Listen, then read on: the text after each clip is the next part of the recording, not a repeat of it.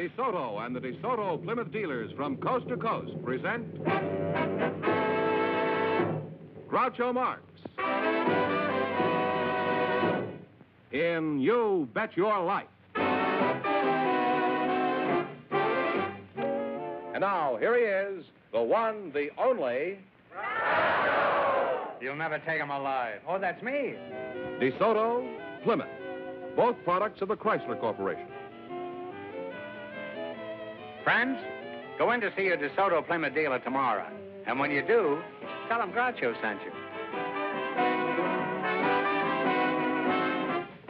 And now, here he is, the one, the only...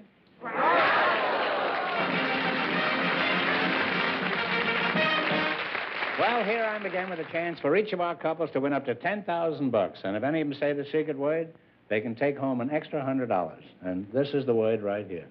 Groucho, Celador Crockett and Charles Snow are on deck, so folks, would you come in, please, and meet Groucho Marx.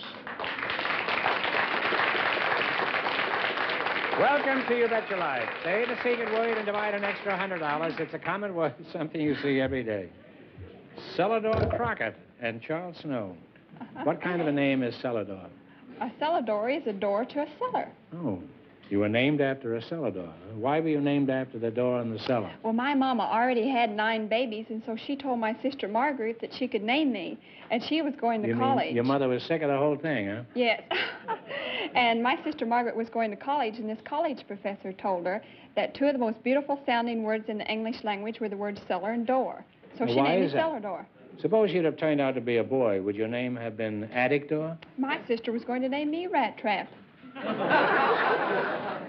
Why? Were you a little mouse at the time? Well, this same professor told her that the 2 most dramatic words in the English language were the words rat and trap, so praise be I was born a girl.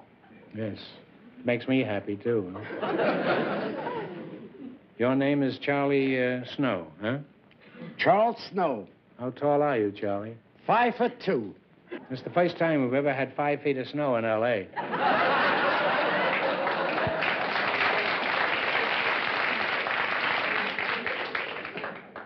Are you pretty sick of that joke, Charlie? I've heard something like that before. We've had a lot of fun. I wouldn't be a bit surprised. Huh? Have you? That's what sort of work do you do? I'm a watchmaker. Oh, I thought you were doing stick-ups. Why are you wearing 2 watches? Don't you trust either one of them? Well, Groucho, you're a comedian. You tell no, wait jokes. a minute. That's debatable. I'm a watchmaker. Now, where did you get the notion watches. that I'm a comedian? If your watches are as run down as my jokes, they would be unrepaired.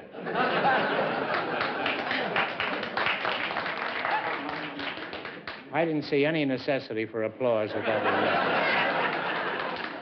Don't you feel rather silly wearing 2 watches, Charlie? 2? I wear more than 2. I have quite a few here. There's your cuffling watch and your chronograph and your ring watch. What's that, my chronograph? Chronograph, it's a stopwatch. A stopwatch? Stopwatch. Then I have the alarm watch. Why do you have a stopwatch? If it stopped, well, how do you know what time it is? This is your alarm watch. Oh, boy, he's really gone, this fellow. There's the cuffling watch. What is this? The pill watch. The pill watch, huh? And this? That's a tie clasp watch. This here is a pencil watch. And a ruler on the back. That's good. In case you're dying by inches, you have your own ruler. Then we have a buttonhole watch. That's a belly button watch, huh? Well, you could call it that. You have a watch repair shop, Charlie? Yes, sir, in good old Long Beach, California. It's Snow's Clock Laboratory, Watch and Clock Laboratory. And we're at 1639 East Anaheim Street. Well, I doubt very much if anybody here is going down to Long Beach to get a watch broken. Now, do you have any other unusual watches on you? I do, Groucho. I have a few more in my pockets. I'll give you a fast flash on them. This is my cigarette lighter watch. You must weigh fully dressed around 300 pounds, My money clip watch. This is my pocket knife watch. Yeah. How is it you haven't got Big Ben on? Oh, I've got a couple of Big Bens. You have? Yes, sir. This one Where I are made. They, About 35 years ago at Bridgeport, Connecticut. That's very nice, too. Now, Charlie, I'd say that you have more ticks on you than a 2-bit flop house.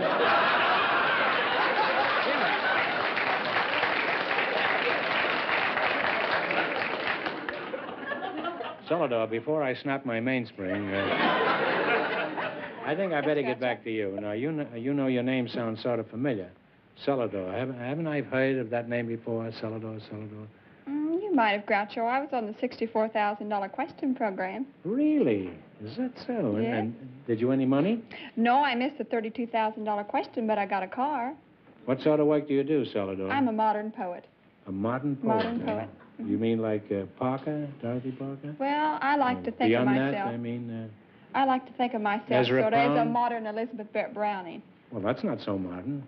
Well, I mean, Well, can you make a living as writing poetry? Could you give us a sample? I'm trying to. I'm a struggling poet, and I usually start out my things like this. Somewhere along the way, I picked up the idea of wanting to be a modern poet. Now, is there any place in this world for a girl poet? I think so, on the freeway. Lots of people say not, but Zappo did it. Emily did it. Zappo did it? Yes, You mean my Zappo did brother? it. Emily did it. Christina did it. Elizabeth did it. Edna did it. Yes, and my Uncle Julius did it, and they hung him for it. Well, that was a beautiful poem, Celador. Sort of gets you right here. Was that a quatrain? I haven't finished yet, Groucho. You haven't? No. You have as far as I'm concerned. I'm a Southern girl. The trouble with me is I've Now, had is too this many... part of the poem, Yes. or are we back in conversation again? No, this is part of the poem. It's very difficult to distinguish between your ordinary conversation and the poem. Well, that's because it's so near to my heart, so near and dear to my Well, heart. go ahead. Keep it clean. Of course, I'm not very experienced. It isn't that I haven't had a rich, full life. I have known a few pains and a few joys, but there is so much that I haven't experienced. Why, I've never been struck by lightning nor shook by an earthquake. And I've never even been kissed by anyone over 40. That's a challenge if I ever heard one. The trouble with me, Groucho, is that I'm a Southern girl. I've had too many chaperones in my life. But this world is filled with 1,000 exciting stimuli. And yet so much has not come my way. I am not very experienced.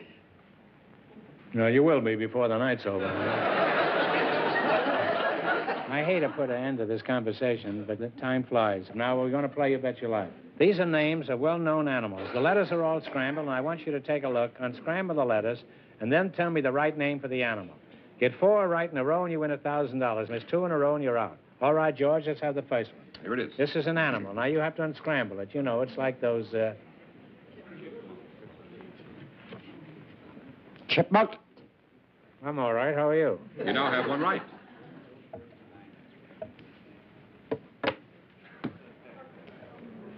Porcupine. Now, don't fool around with this fella. He has a very Porcupine. That's right. You now have 2 right.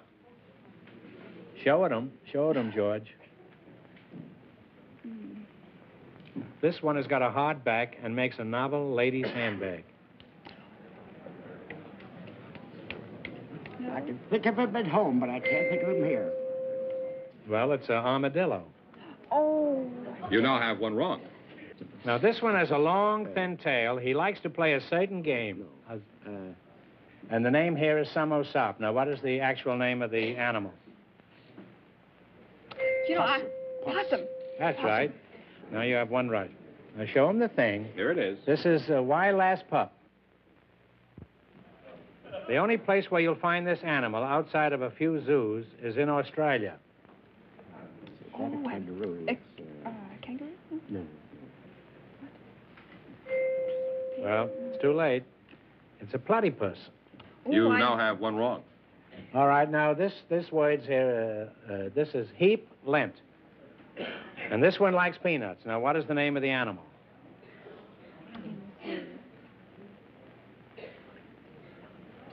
This one likes Elephant. peanuts. What? Elephant. Elephant is right. You now have 1 right. Now, this sign says, a moth soup pip. This one sometimes is called a river horse. In fact, that's what his name means in English.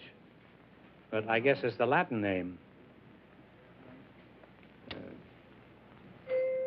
Well, it's hippopotamus. You now have one wrong. We just don't know animals. Now, the name of this says red bag. Now, this is a tough customer when he's cornered. What is it? B-A-G-D-E-R. This is a tough customer when he's cornered. Give up. The badger. Oh, the badger. And that's 2 in a row wrong. Well, I'm sorry, Miss Tunero, so you're all through. However, we don't want you to go away broke. So here's a chance to make 100. No help, please. This is tough.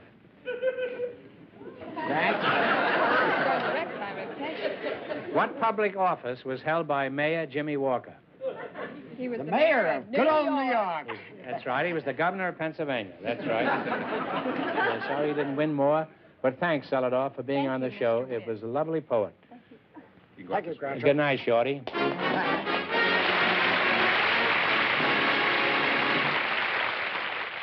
Groucho, we have a couple of special guests waiting to speak to you. One is a friend of yours, Patricia Cutts, and her partner is a very popular football coach at Stanford University, Jack Curtice. So, folks, come in, please, and meet Groucho Marx. Well, welcome to You Bet Your Life. Say the secret word and divide an extra $100.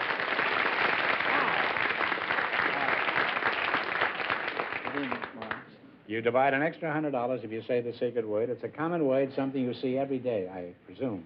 Now, Pat, I don't know you as well as I'd like to, or as I expect to, so you'll pardon me for asking you some personal questions. First of all, I know you're from London, Pat. Now, which part of you is from London? Which part of me? Yeah. Oh, well, I was born in London, and I was born in the sound of Bow Bells, which What makes are- you a Cockney, you know, if you're born in the sound of Bow Bells. Does it? What are And Bow Bells? Well, there's some bells in Bow. Do you remember where I first saw you? Yes, indeed I do. Where was it? Well, you saw me on television, and do you remember you wrote that very nice thing about me? You said that I was the best thing on television. That's true. Thank you. And I haven't changed my mind either. Pat, I'll get back to you as soon as I can, so don't go away. Okay. I want to talk to Mr. Curtis. That's you, Jack? Yeah, Curtis? thank you, sir. Your football team at Stanford is considered one of the best known in America, and there's a lot I'd like to ask you about the fine job you did last fall. First of all, how did you do last year? Well, Mr. Mark, sounds like there's some alumni in the audience, but we won 2 tough ones and lost a lot of close ones, 8 of them. You won 2 and lost 8? Yes, sir. Well, is there something else we can discuss here? There's no point in keeping this up. What Well, else can we talk about? we might talk about the past, but that's a sign of old age, I suppose. Not necessarily. I had a pretty good record prior to coming to Stanford. We At what? With the police? No, not necessarily, but while in Texas, we did lead the nation in the running game for 2 years, and at University of Utah, we led the nation in passing. Uh-huh. Did Stanford lead the nation last year? And Yes, sir, we certainly did. We led the nation academically. All of the boys that came out for athletics are going to graduate, and I believe that's one of the finest records of any school that I know.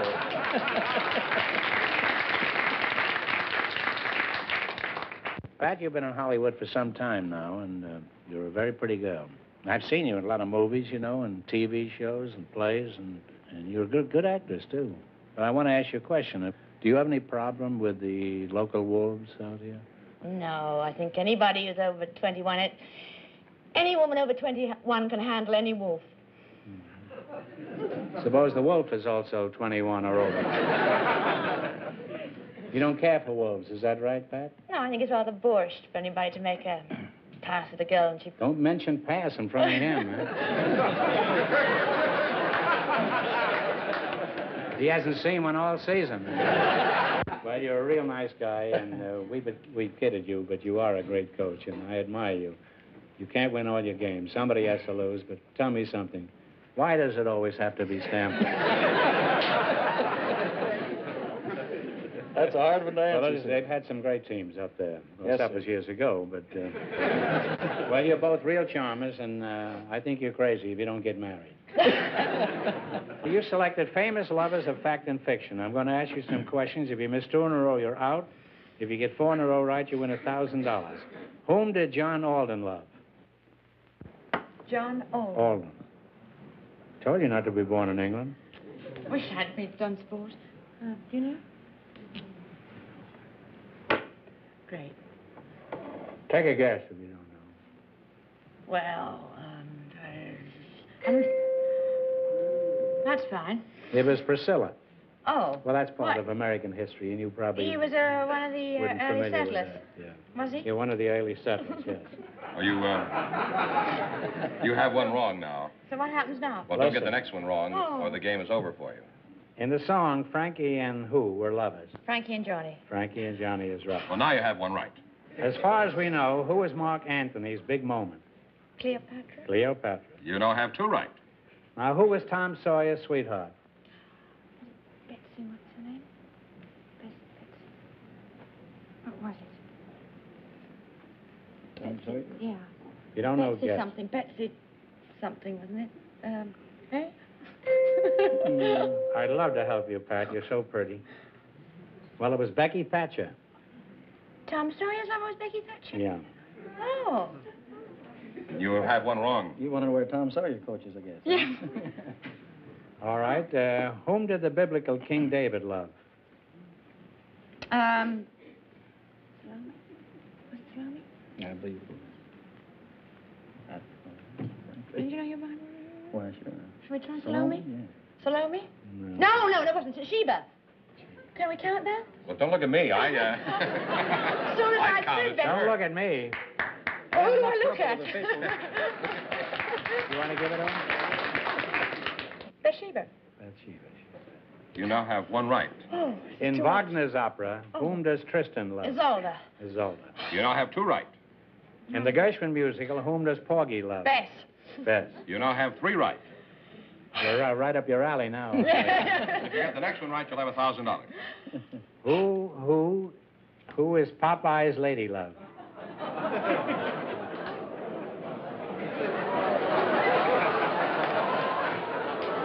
Oh, my Lord, I don't know that one.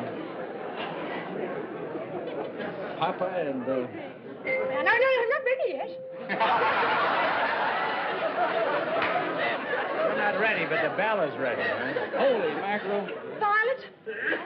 Well, it wasn't a bad You shot. should have known that. You went to college. It's olive oil. Oh, olive oil, yes. Well, we're back to one wrong again. Whom did Elaine, the lily maid of Astolat, love? The what? Whom? Please don't make me repeat it, huh? Whom did Elaine, the lily maid of Astolat, love? Oh, that was the Tennyson poem, wasn't it? Of course. Yeah. Oh, but the King Arthur. Wait a minute. Don't you know? Was it Lancelot? Lancelot is right. Oh. Now you're back. Thank you. You're back on the right track. You have one right now. It's almost more than fair. Yes. Now, who was Ivanhoe's sweetheart? Oh, you know, one's beginning with Yeah, G. I know, but... Gilliam, no. Rowena. Rowena is right. Well, you now have two right. Who was the patient wife of Ulysses who waited many years for his return? Penelope. Penelope. You now have three right. Get the next one right, and you'll have your $1,000. Oh. How are you standing up, Coach? I'm doing real well, so we go for the one or the two. Helen of Troy was beloved by whom? Paris. She sang the last time. I Paris. saw Paris. Yes, You got that's four in a right. row, and you win $1,000. And you realize... Good job, I would like to inject a serious note in all this fun. You would? Yes. You can... It's been deadly up to now. You can go out there and think about coming back for a try at $5,000 or $10,000. So I guess, Groucho, you can dismiss Yes, them You now. want us to think about You it? can go over and sit down and make up your mind, eh?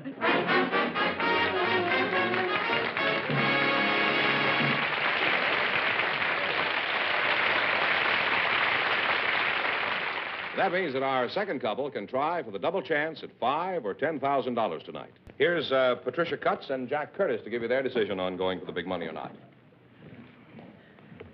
Well, have you decided to go ahead and take a stab at it? Oh, I think so, sir. You know, you've got to go for the victory. Uh-huh. How long since you've heard that word? Hard even to spell it. Now, you pick a number for $10,000. You going to pick the number or I'll pick the number? You pick the No, number you last. each going to pick a number. Oh. You pick one for $10,000, and we put the number up here. Come on now. 7. 7, all right. Now, you pick a number for $5,000. I'll make it 8, sir. All right, 7 and 8. Now, Why, sir? Yes, ma'am. Pat, give it the wheel a turn.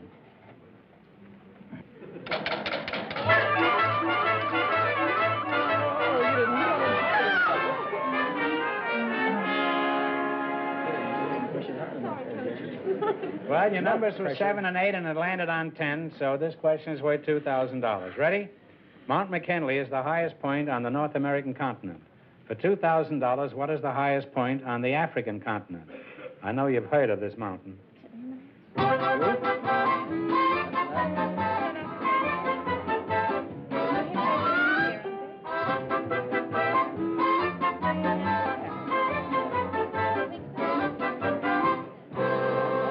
Mount Fiji. That's Japan.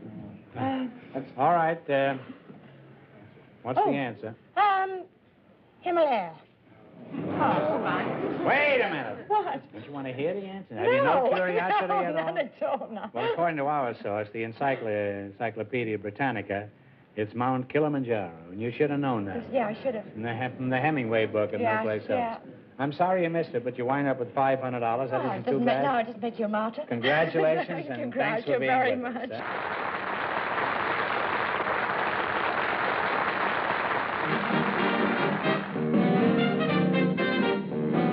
Remember, your DeSoto dealer sells 2 great cars. The outstanding 170 horsepower DeSoto Fire Dome V8 and the beautiful 54 Plymouth. America's best buy low-price car. DeSoto, Plymouth, both products of the Chrysler Corporation. Friends, go in to see your DeSoto Plymouth dealer tomorrow. And when you do, tell him Groucho sent you. Be sure to tune in next week, same time, same station, for Groucho Marx in You Bet Your Life. Brought to you by your DeSoto Plymouth dealer. And don't forget to listen to You Bet Your Life every Wednesday night on radio.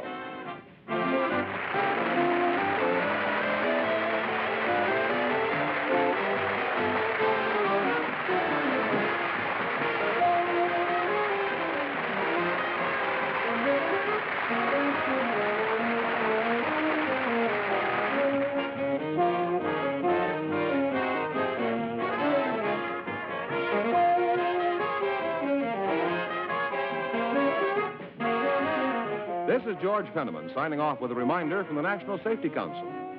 September is Child Safety Month. So parents, teach them to cross at corners, obey signals, and look before crossing.